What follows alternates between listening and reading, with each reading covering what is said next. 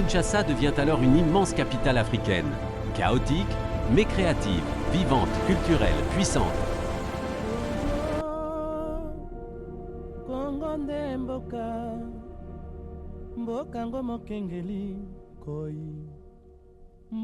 Il existe des pays pauvres et il existe des pays pillés. La République démocratique du Congo possède certaines des plus grandes richesses naturelles de la planète. Cobalt, cuivre, lithium, or, forêt, eau, terres immenses.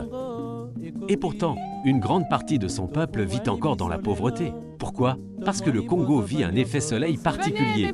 Un pays extraordinairement riche qui n'a jamais complètement regardé son propre soleil. Le matin, le Congo rêvé. Le matin du Congo moderne commence avec l'indépendance. Le Lumumba rêve d'un pays souverain, uni, maître de ses ressources. Le soleil est bas, la lumière est fragile, mais pleine d'espoir. Le Congo pourrait devenir l'un des centres du monde africain.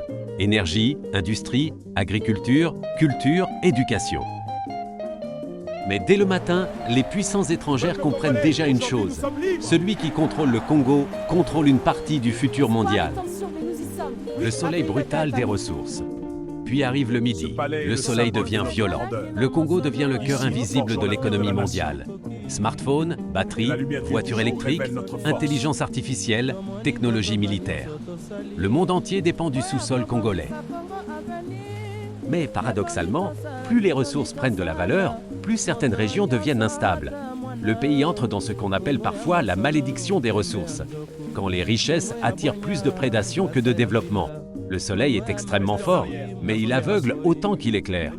Le Congo au milieu de l'après-midi. Aujourd'hui, le Congo est dans un moment étrange. Le pays n'est plus au matin, mais il n'est pas encore au soir. La population explose, Kinshasa devient l'une des plus grandes villes du monde. La jeunesse est immense, créative, connectée. Musique, mode, entrepreneuriat, technologie, influence culturelle africaine, quelque chose est en train de bouger. Mais en même temps, corruption, fragilité institutionnelle, violence à l'Est, dépendance économique, défis éducatifs, urbanisation chaotique, le soleil descend lentement. Et la vraie question devient, est-ce que le Congo va transformer sa puissance naturelle en civilisation durable ou rester un territoire exploité par tous?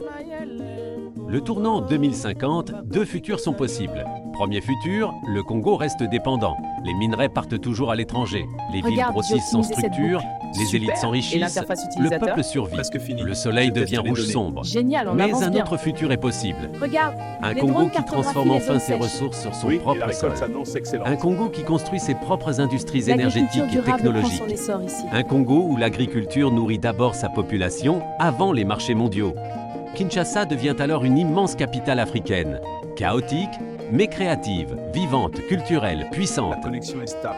Les universités congolaises attirent des étudiants africains. Le fleuve Congo devient l'un des centres énergétiques du continent.